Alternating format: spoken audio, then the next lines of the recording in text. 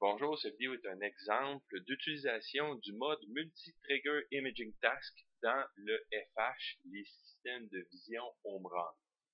Donc, dans la définition de ce mode, on dit que c'est disponible dans le FH et dans certains FZ.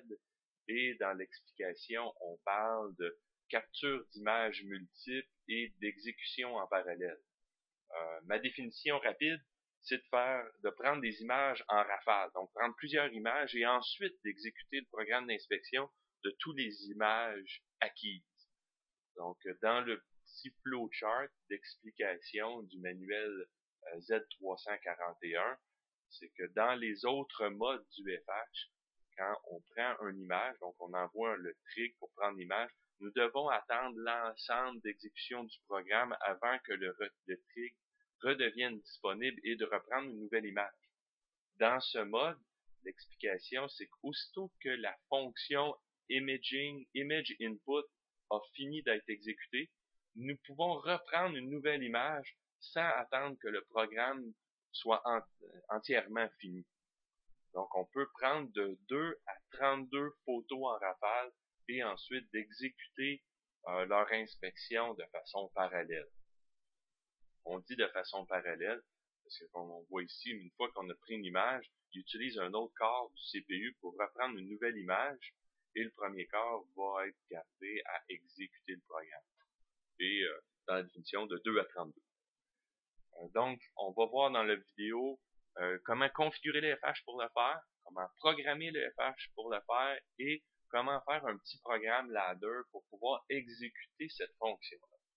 Donc, première des choses au niveau de la configuration du FH, nous allons dans le menu Tool, System Setting,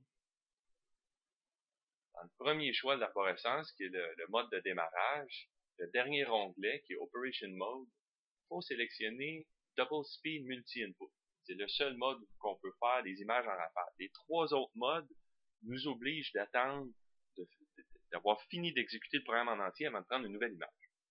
Donc, Double Speed, une fois ceci fait, on fait appliquer, fermer et ne pas oublier de redémarrer le système de vision pour que le mode prenne effet. Une fois que le système est dans le mode multi-input, c'est pas automatique qu'on fait des images en rafale. Il faut utiliser le bon outil de programmation pour exécuter le programme en rafale.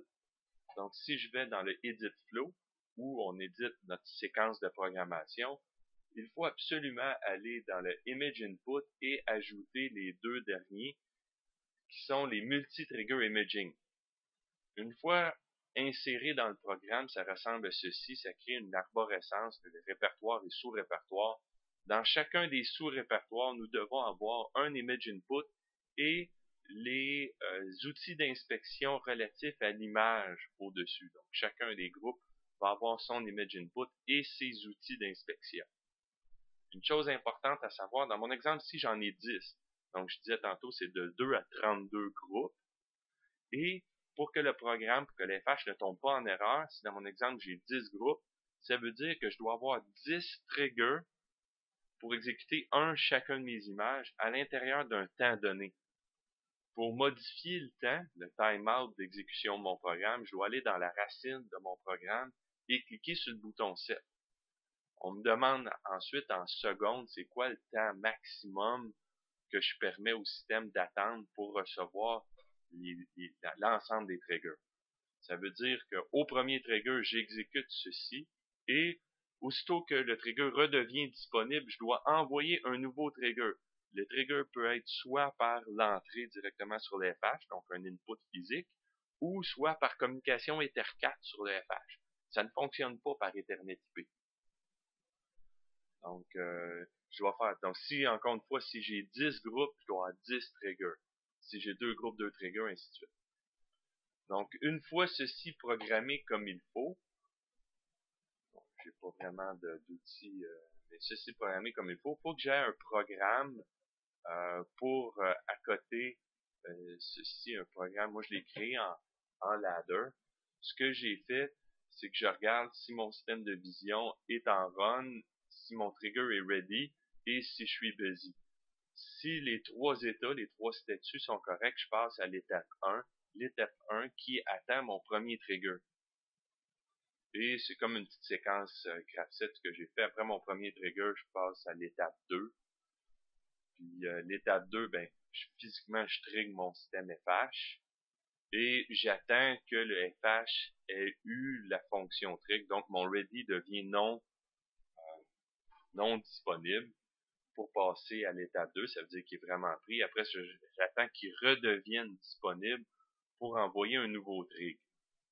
La séquence en chronogramme, si je retourne ici, et je vais ici, ouais, là, c'est qu'après le premier trig, ou dans le manuel, il l'appelle la fonction step, après le premier step ou trig, mon ready devient à off, donc non disponible. Mais mon busy reste à on tant et aussi longtemps que j'ai pas exécuté l'ensemble de mon programme.